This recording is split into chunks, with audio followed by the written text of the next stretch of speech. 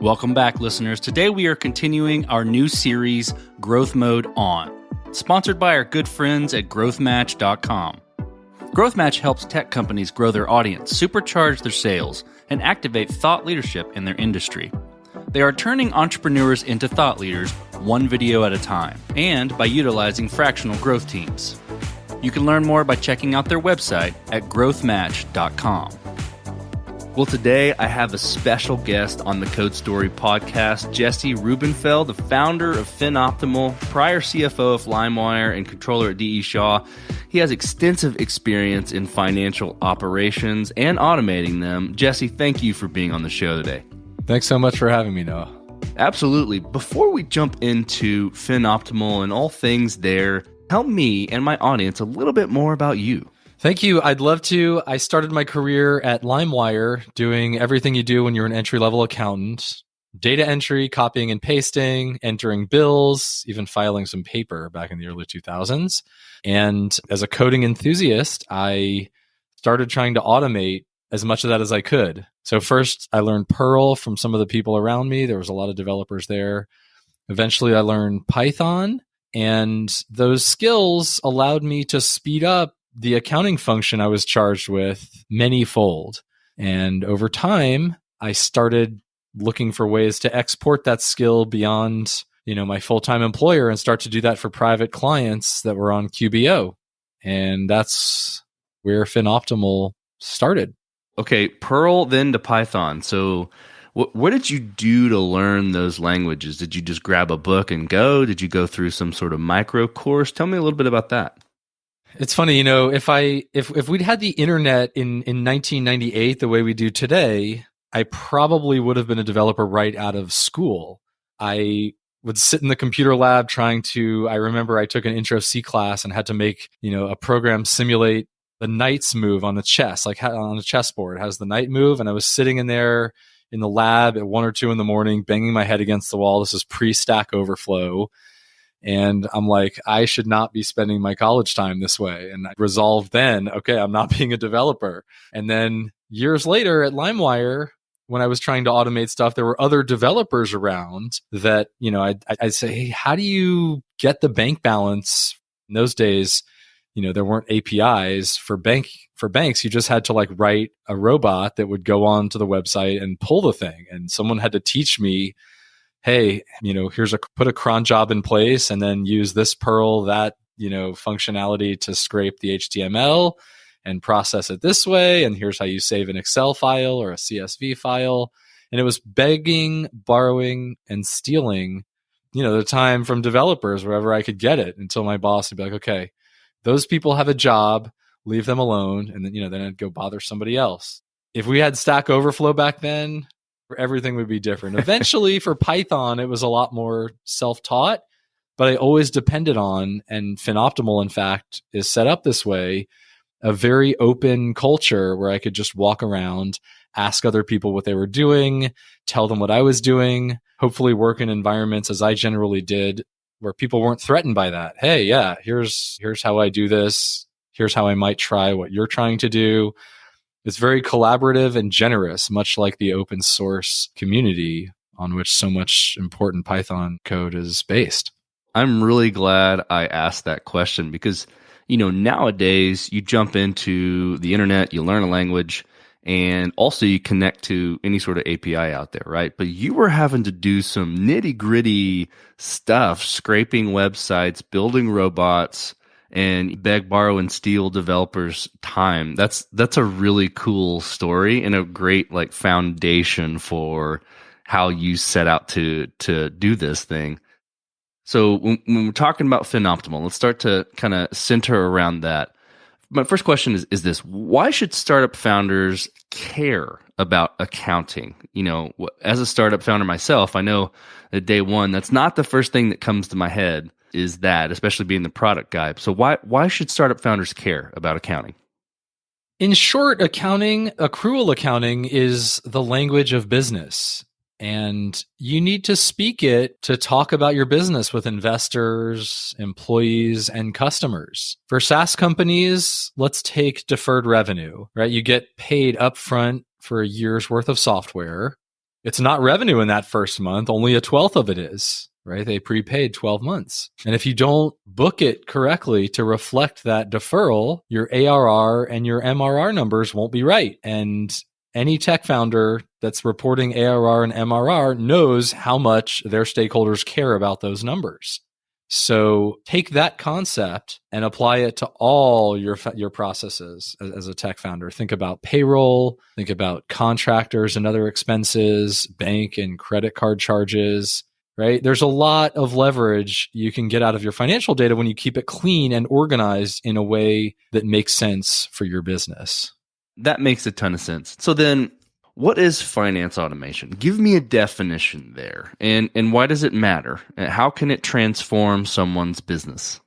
Simply put, finance automation is using software to automate back office finance and accounting tasks. So think charging customers, paying bills, calculating and booking accounting entries, and then reporting on that data. The scope of the automation varies based on company size and industry. Okay. We're hyper focused. FinOptimal is focused on the accounting automation, which is a subset of finance automation. And I want to distinguish here between the work of automating the organization of accounting work versus the execution of accounting work. Okay. So organization means task management, document collection, time tracking, right? Distinguish that from the execution of the accounting, which means calculation, data entry, recording of journal entries, which for FinOptimal's clients happens exclusively in QuickBooks Online, right? There's automation and there's automation assisted. Okay. Automation assisted is, let's take the example of you have a CRM and you win a deal, you go in and mark the deal closed won, right? In your CRM. And then the accountant downloads a report, calculates some stuff, and queues up entries, filling up, like they fill in a template, and then they do an upload. Okay, that's automation assisted. The accountant is still doing a lot of the heavy lifting there of getting that stuff into QuickBooks the way it needs to look. Full automation is when the deal's marked as closed won, there's something that sees that status change, invoices the customer automatically, and it calculates the entries automatically, recording everything in the correct period, right? Think back to the deferred revenue example I gave at the beginning. The benefit of this automation, like there's a couple of key benefits. The first is visualization, right? See your key financial metrics when you need them. I mentioned before MRR, ARR, but also, gross revenue retention, right? Which is another way of inversely expressing churn. Investors and other stakeholders want to see that. See the results of your experiments, right? Your business experiments in financial terms. When you try something new, you want that feedback to flow through to your financial system quickly. And that will give you more faith in the burn rate, the runway, and these figures that you express and toss around that are fairly difficult to calculate without a strong system of doing so. And the other benefit beyond visualization is optimization, right? You didn't start your business to worry about accounting, okay? If you're doing things manually or with traditional accountants, your cost is going to increase as you grow. It's going to be mostly linear. And with automation, it's going to be sublinear. You're going to reduce errors. Your accounting system is going to scale with you from the standpoints of both cost and ops, and you're going to save a ton of time, which of course is the most valuable thing to all of us. With my next question, I could probably extract from what you're saying in the automation piece, but I want to ask this kind of openly and give full space for your answer. And it's around the intersection of engineering and accounting. Right? Why does that matter? And how are you blending that with FinOptimal? And again, with the automation talk and the optimization around the systems, I can get where you're gonna go, but I want to hear what you have to say there. I sat through implementations before I was really an expert in this stuff. General ledger implementations in larger organization environments where there's consultants that are technical people that come in to implement your accounting system. And then there's a group of accountants that are talking to each other, trying to, they have a 2 or 3 week engagement to try to figure out, what to have the software company build. And what I learned is that accountants often don't know what to ask for, and engineers don't know enough accounting to know what to offer. So you wind up with these, somewhat Frankenstein integrations that have the wrong fields or fields that are using different functions than what you really need. Sounds all too familiar.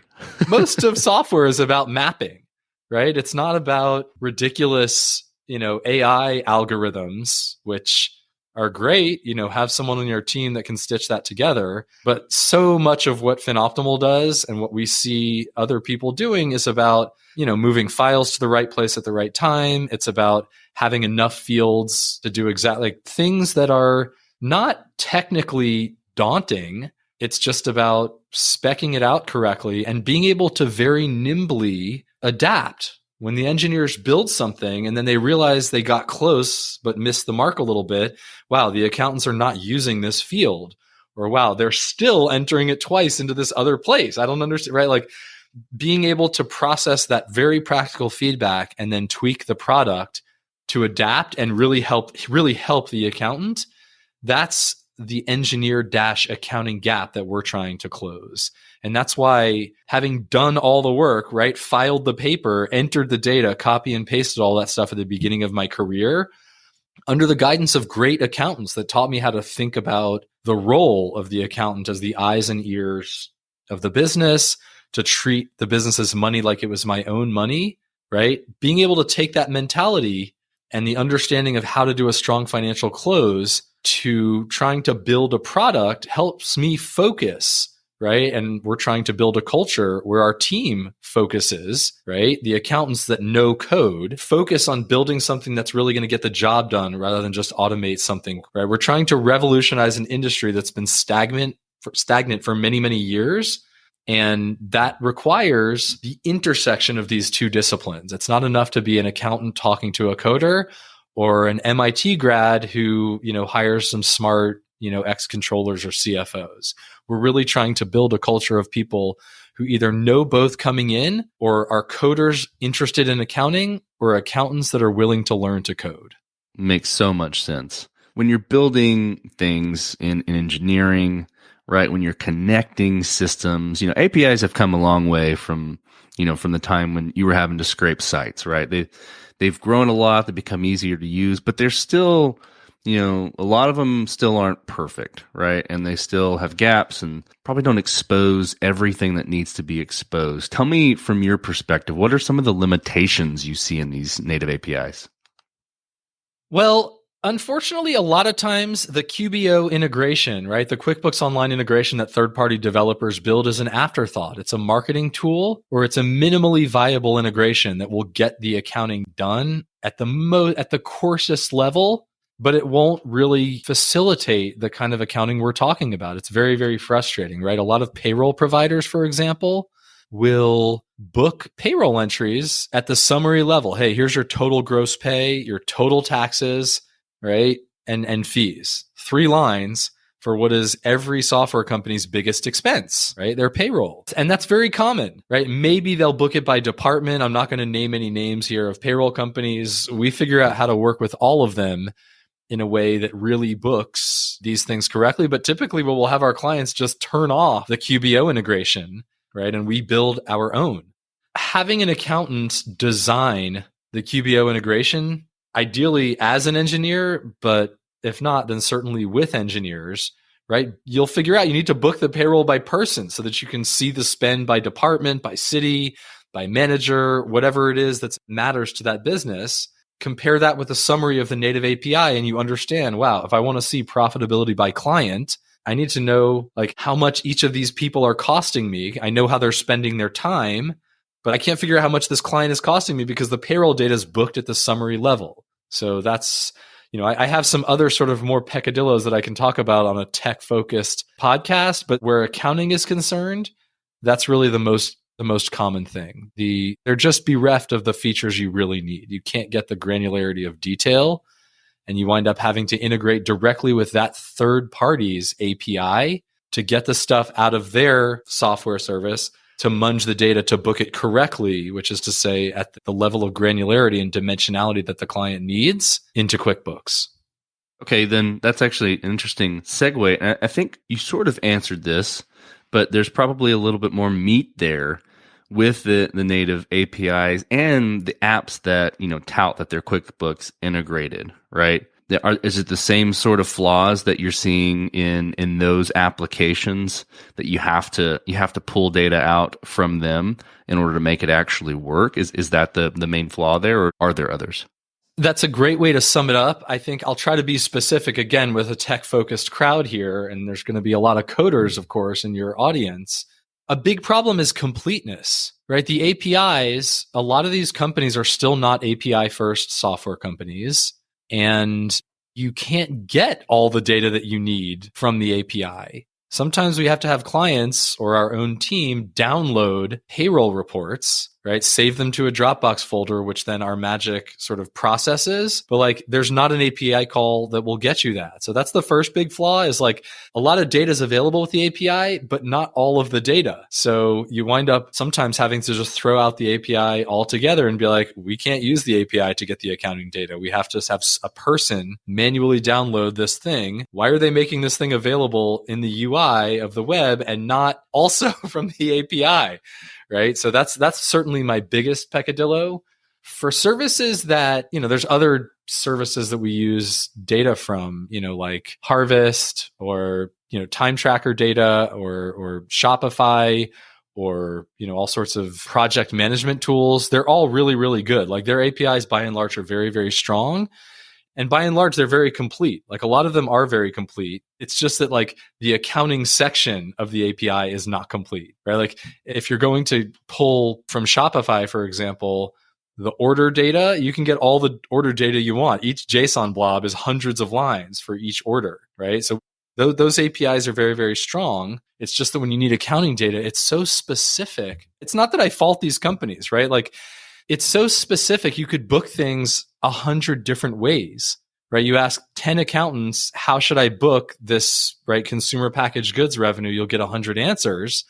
And so it's hard for a software company to build it. You really need sort of a very accounting minded engineer to come up with a use case that's going to support all those different use cases. Like you kind of have to build the most granular integration so that accountants can come along and season to taste and be like, all right, I don't want every paycheck. I just want something by department. All right, I don't want every department. I want the whole payroll booked as a summary, right? They can water it down however you want, but you want your API to support the most granular integration that an accountant might want. The only thing other than that would be change data capture, right? There's still a big problem with deletions, right? Like we're trying to cache data locally, so we're not hammering your API every time we need to do something with a large quantity of it. And create and update endpoints are really good. Like give me everything that's been updated since this timestamp, created or updated, right? And you can get a whole bunch of data. But if something gets deleted, which is often supported in the web UI, right? There's no endpoint that says, hey, tell me what has been deleted so I can roll forward my cache and catch up with you. And I'm not like using cache data that has stuff that's already been deleted, right? So change data capture would be my only, like QuickBooks is great about that. They have an amazing change data capture endpoint. I wish every software service did.